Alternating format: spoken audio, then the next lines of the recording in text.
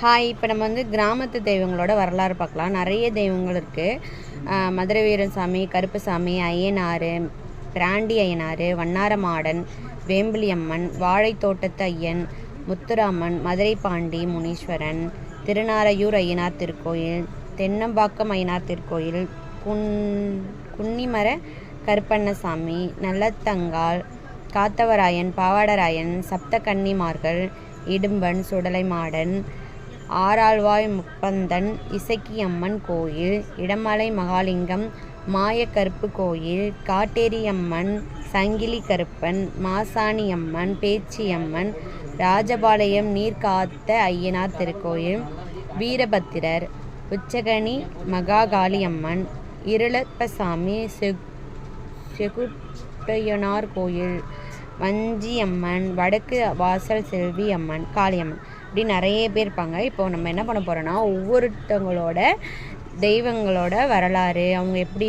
உருவானாங்க, அதெல்லாம் வந்து நம்ம ஒவ்வொரு ஸ்டோரியாக நம்ம வந்து பார்த்துட்டு வரப்போகிறோம். ஓகேவா?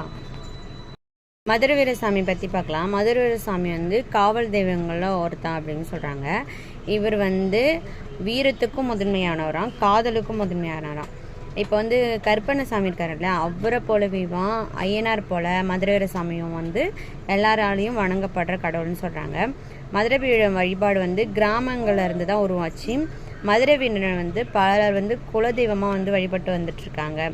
மதுரை வீரன் வந்து வெள்ளையம்மாள், பொம்மி அப்படின்ற 2 தெய்வங்கள், பெண் தெய்வங்களுக்கு தம்பதி சமேதராக காட்சியளிக்கிறார். பெரும்பாலான கோயில்கள் வந்து இவருக்குன்னு தனி சன்னதி வந்து இருக்கான். மதுரை வீரன் மட்டும் வந்து தனித்து வணங்கப்படுறது கிடையாதான். அவருக்கு வந்து 2 மனைவிகளோட சேர்ந்தே தான் அவங்கள வந்து வணங்குறாங்க. எப்போவுமே எல்லா ஊர்லேயும் வந்து அவருக்கான ஒரு கோயில் இருக்கும். சரியா? அவரோட வரலாறு பார்க்கலாம். திருச்சி பகுதியை ஆட்சி செய்த பொம்மை நாயக்கர் என்பவரின் மகள் பொம்மி வயதுக்கு வருகிறாள். இவர்களின் வழக்கப்படி வயதுக்கு வந்த பெண் குடில் அமைத்து 1 மாதம் வரை காவலில் வைக்க வேண்டும். அச்சமயத்தில் மதுரை வீரனின் தந்தைக்கு உடல்நலம் பாதிப்படைந்து அதனால் காவல் பொறுப்பை மதுரை வீரன் ஏற்கிறார்.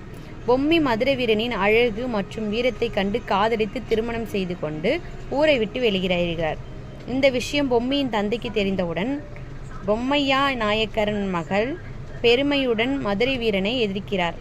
ஆனால் மதுரை வீரன் இப்படையுடன் கடுமையாக போரிட்டு வெற்றி அடைகிறார். அன்றைக்கு கல்வர்களால் மதுரை மற்றும் அதன் சுற்றுவட்டார ராஜ்யம் மிகவும் பாதிப்புக்குள்ளாகின. அவர்களை அடக்க முடியாமல் ராஜ்யங்கள் மிரண்டு இருந்தன. இதனை அறிந்த மதுரை திருமலை நாயக்கர் மதுரை